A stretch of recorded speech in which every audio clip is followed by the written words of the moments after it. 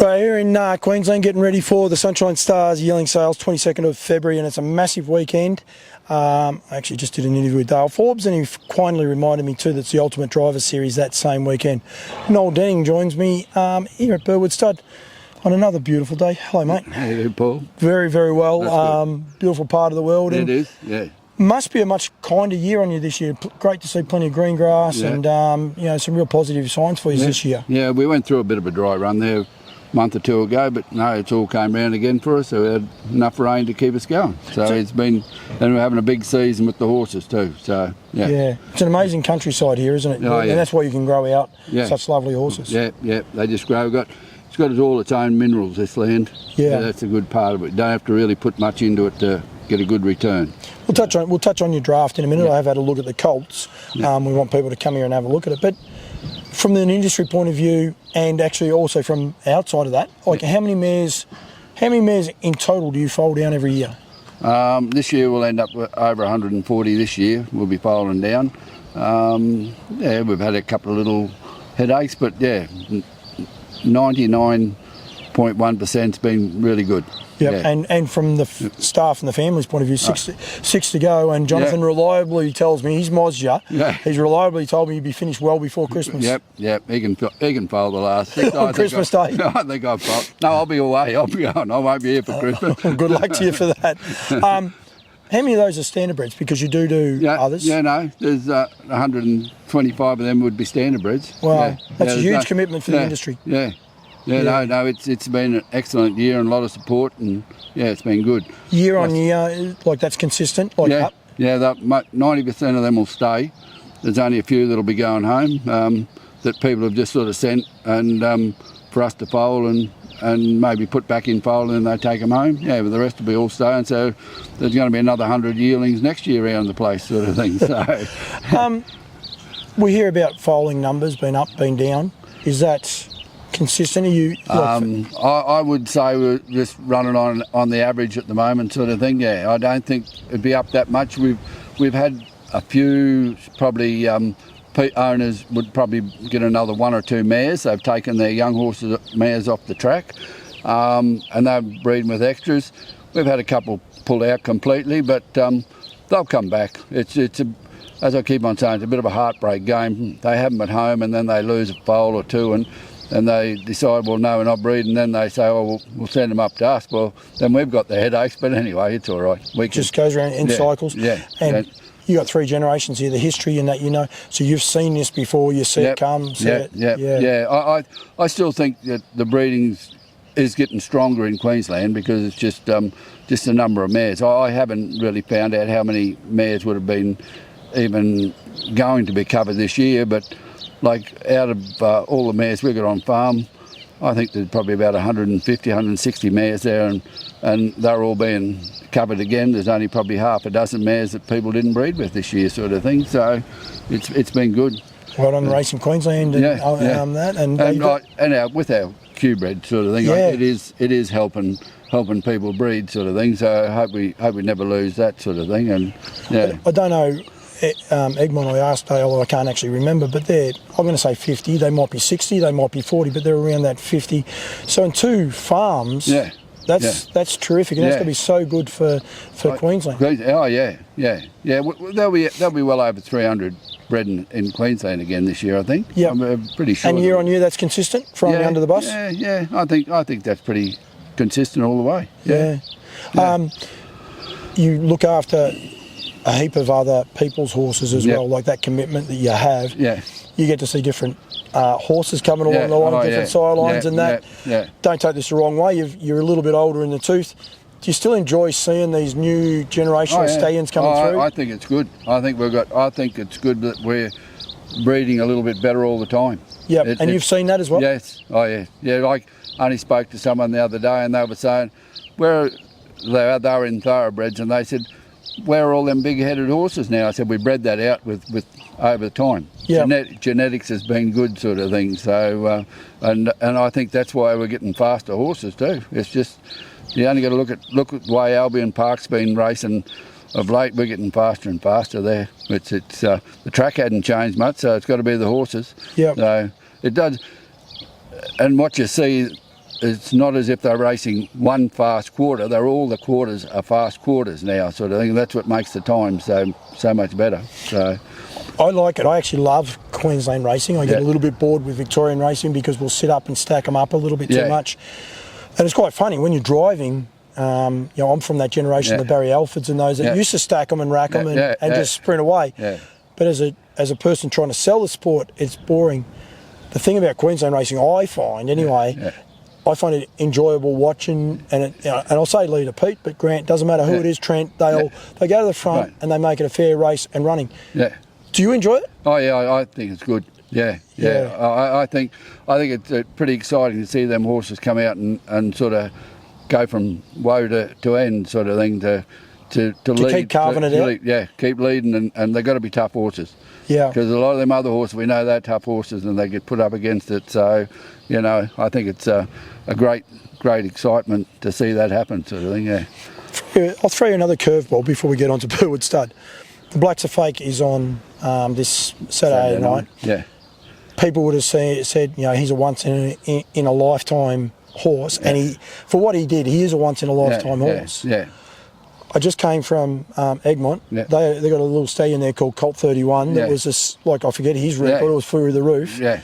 Same camp has now got a horse called Leap to Fame. The horses Queensland can continually knock out. Does that surprise you, or do you think there's a reason for it? I just think it's. I think we're probably lucky that the breeding has got better and the horses have got stronger, and like.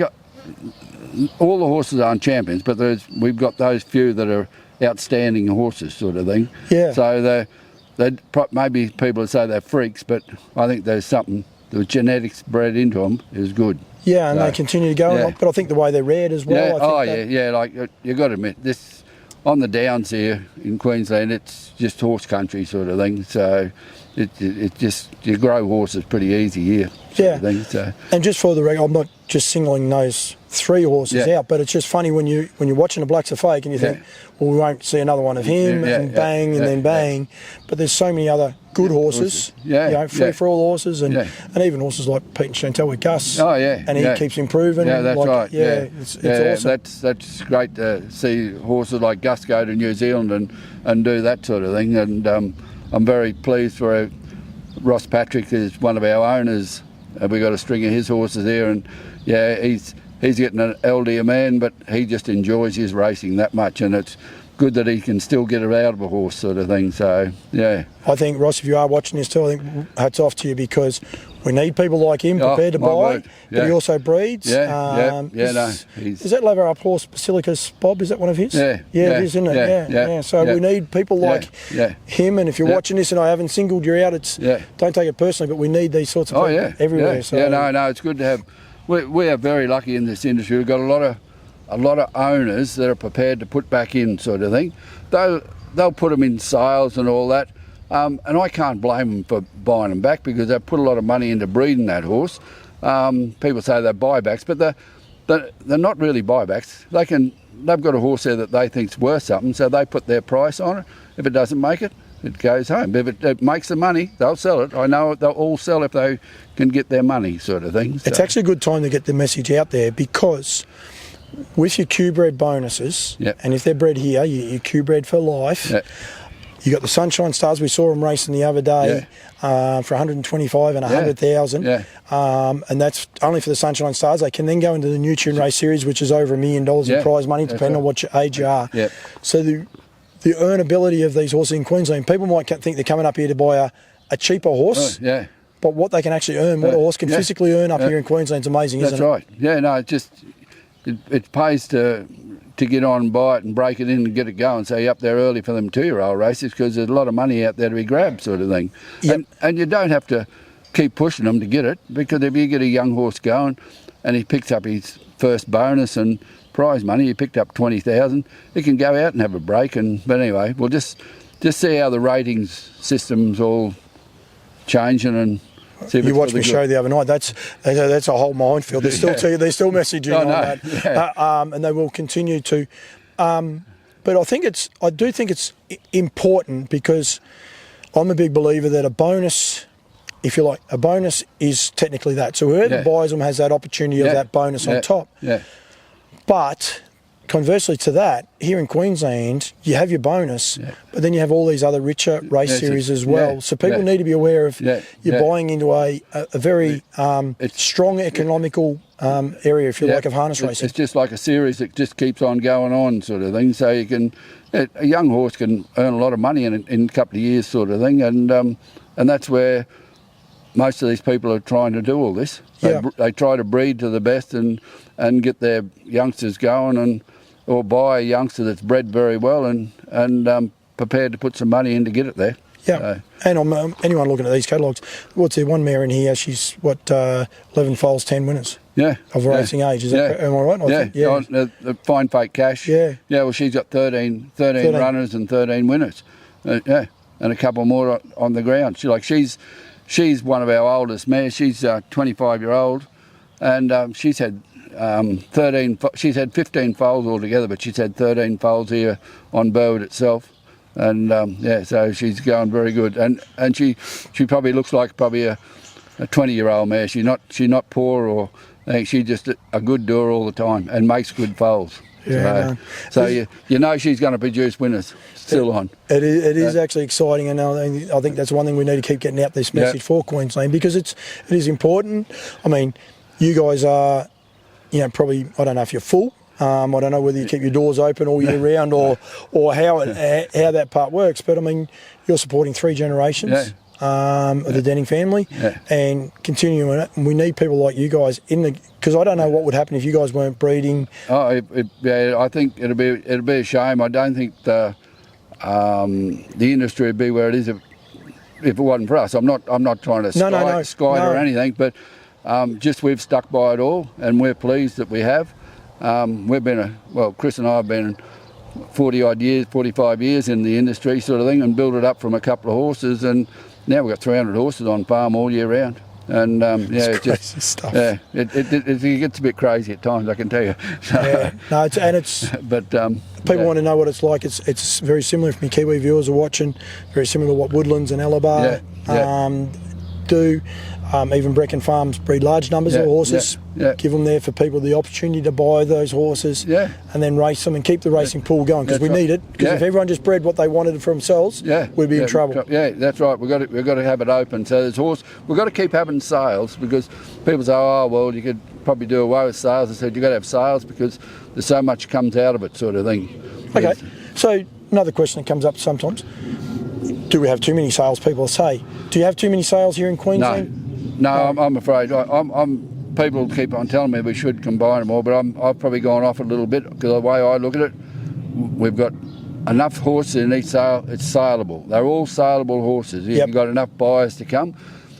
It must be hard when you've got 200 horses at a sale and you're trying to sell them all over a day or 2 days.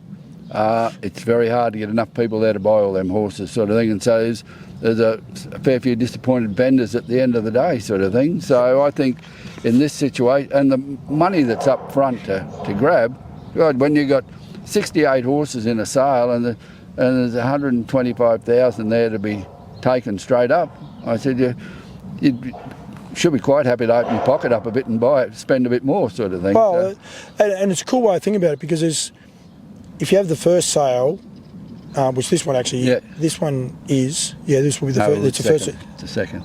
Second? Yeah, APG's first. Well, okay, so this will be the second sale in Queensland.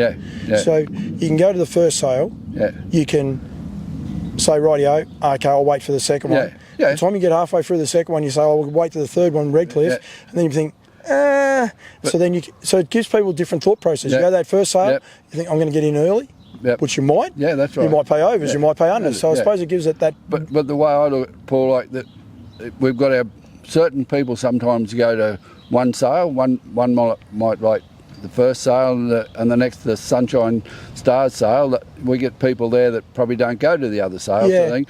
So it does even itself out, and I think it's probably good in that way. It's just going to be too many horses if you shove them all in one sale, I think. And there's nothing wrong with a bit of tribal, a little bit of wearing your colours and being proud about it, is there? Like, there's nothing wrong with that. I think it's actually good for our industry.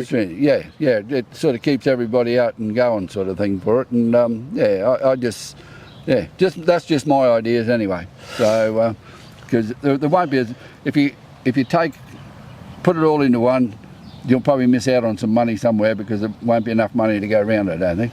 Yeah, and gives people time to, as I said, either buy a lot of them and then come back and go again and go again. Well, that's right. Yeah.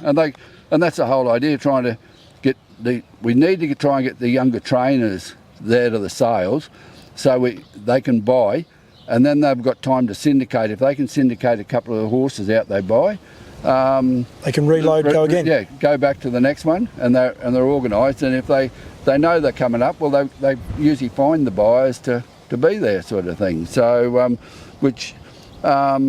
like Benny Battle, he's a good young bloke, and he sort of tries that sort of thing. He tries to buy something at each sale and sort of get people in, sort of thing, which is good. But we need that, and so Benny would come here and look at them. Yeah. We need to make sure people are aware of that as well. And again, as I said, Egmont before, Burwood, I'm going to Lindsay Vags. There's 3 studs with a great lot of horses. What are you about? 30 minutes would be you to Egmont would be 30 minutes. Apparently Lindsay's only 10 minutes down the road. Yeah. We're all in 30 minutes of each other now, sort of thing. Yeah, so there's no hassle at all. Not out of the way at all. No, a day out, come here and have a look at them. And I recommend to people, maybe not quite yet just for you guys, but before Christmas, when things do settle down, come and have a look at them before they're all... Christmas, January, early January. Before they're all flashing, got their nice coats coming through, and you see what you're really dealing with, and then see how they furnish out by the time sales comes, because that's important as well. Oh, it is. Yeah, if people can see them, that's why we we'll take our photos in the next couple of weeks to the horses and start putting them out there, and then when it comes near the end, we'll put some more out, and people can see what they had and what they got. How they've muscled up and everything in that short time, sort of thing. So, but from now on in, it's just all work anyway for them. But it'll be good. You just sit back and officiate, don't you? No, I usually get out here and have to do the yearlings of a morning, get them on the walker, get them started. So, do you just on that? Do you have a theory of the yearling that comes in big and bold and stays big and bold is a good horse, and the one that comes in, I'm not sure of the answer, but the one that comes in might be a little bit behind that furnishes through to you. Is there one that you like better than the other? Is there? Sometimes you'll bring those ones that probably average and bring them in, and they'll just bloom, sort of thing. The big fella, he'll probably stay a big horse and just he probably. Sometime I go off them, they can be too big sometimes at the beginning. Because I just think worst part is if they grow too quick as yearlings, they can do more, damage to their legs and all that sort of thing. Too much weight on top. So you've got to be a bit careful there in preparing them, even, sort of thing. So you can overdo a yearling pretty easy if you're not monitoring them the whole time, sort of thing. So don't want to hold you to it in a way, but do you test yourself? Like, do you look at them and each year and say that's a good one, and then look at them years gone by and see where they end up? Probably over the time we have, a bit, sort of thing, But how's your strike rate?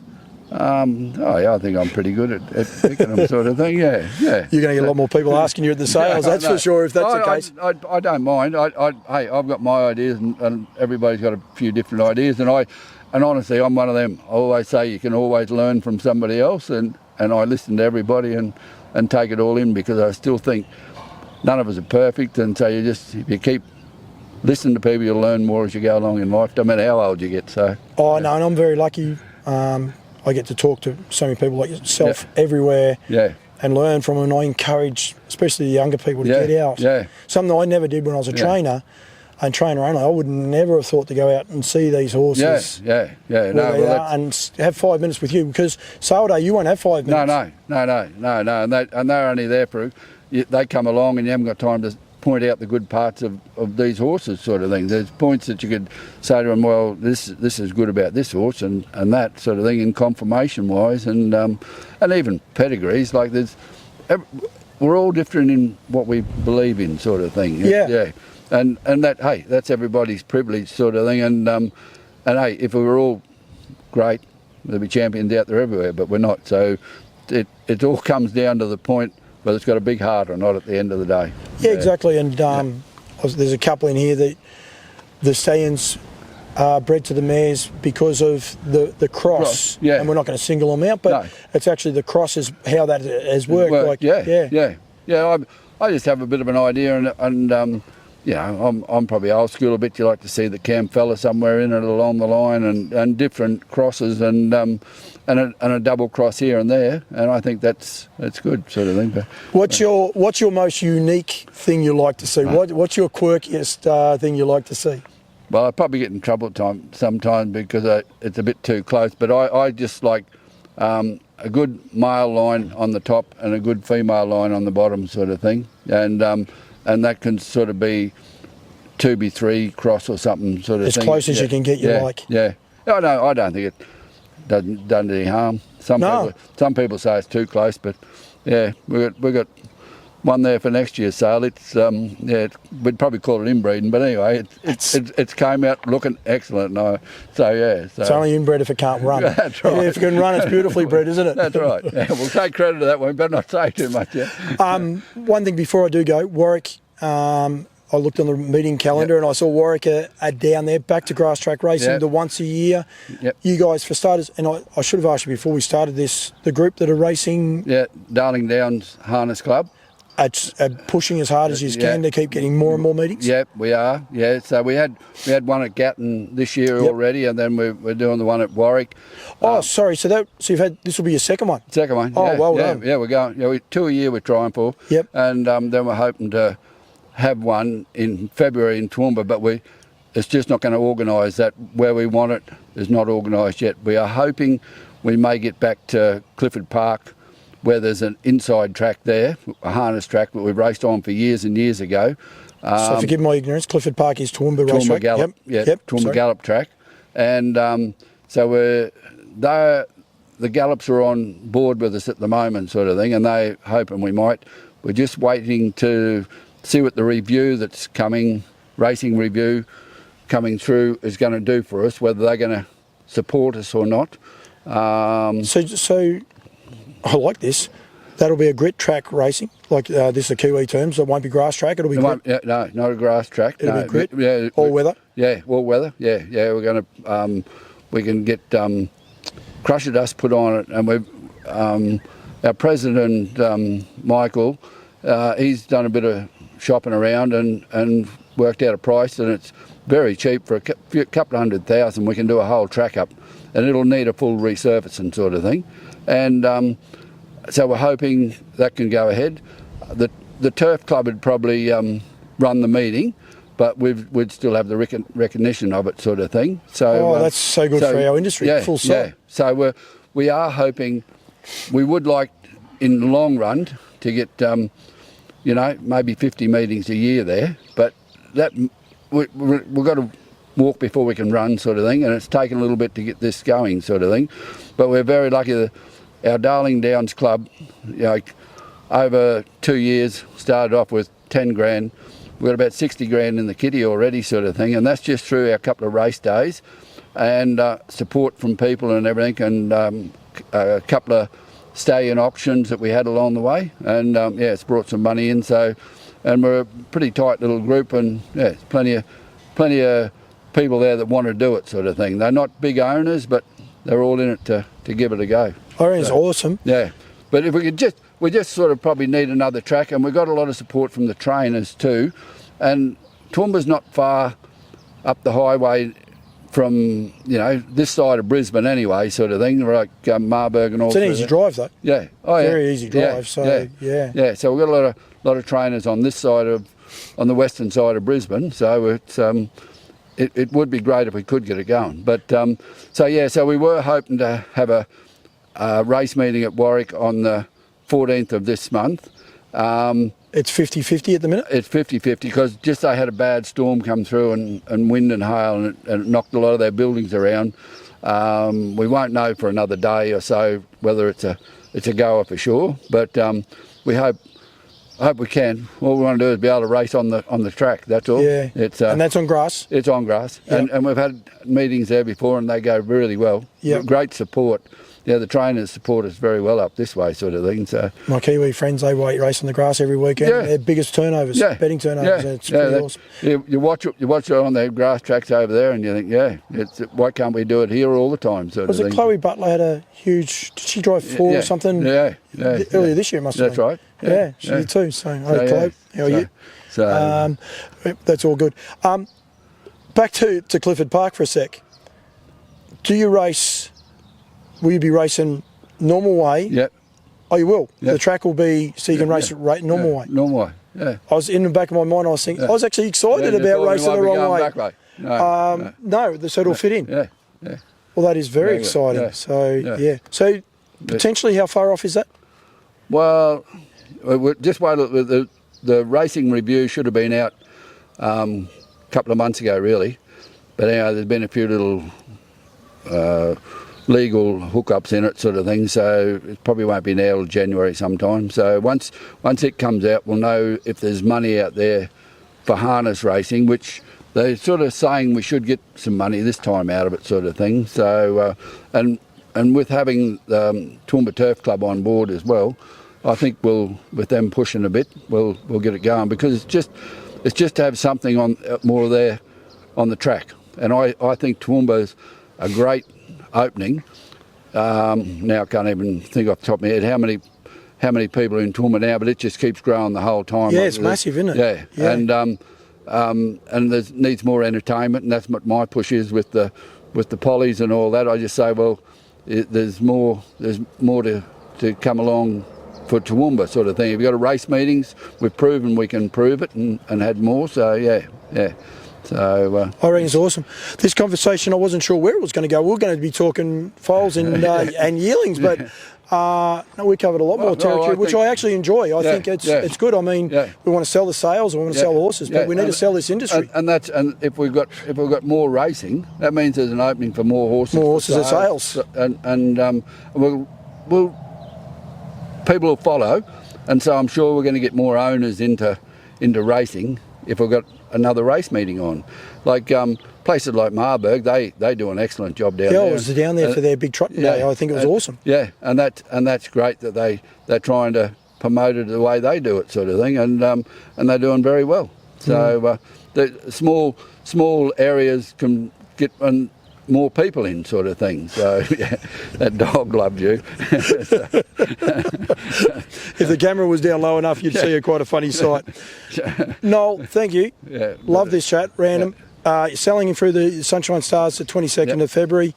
But please get up here to the Darling Downs. Come and have a look at the 3 studs, Egmont, yourselves, and also going to Lindsay and Mary Vags in a second. Make sure you get around and have a look at all these yearlings before the start of the season. There's horses everywhere, but also keep breeding too, and with guys like yourself, and as I said, 3 generations, Caleb and Jonathan, thank you, doing an awesome job, and they're partners as well. We're getting into trouble. I definitely will get into trouble, that's for sure, but I think it's awesome what you guys are doing, your employ staff as well. No, we enjoy it. So we wouldn't be here after all this time if we didn't enjoy it. So hopefully Warwick goes next Sunday. If not, if it can go before Christmas, that'd be awesome. Well, I think if we miss out, I think it'll be after Christmas now. But anyway, that'll be all right, sort of thing. It'll work in. Noel, thank you very much. Good. Thanks very much, Paul.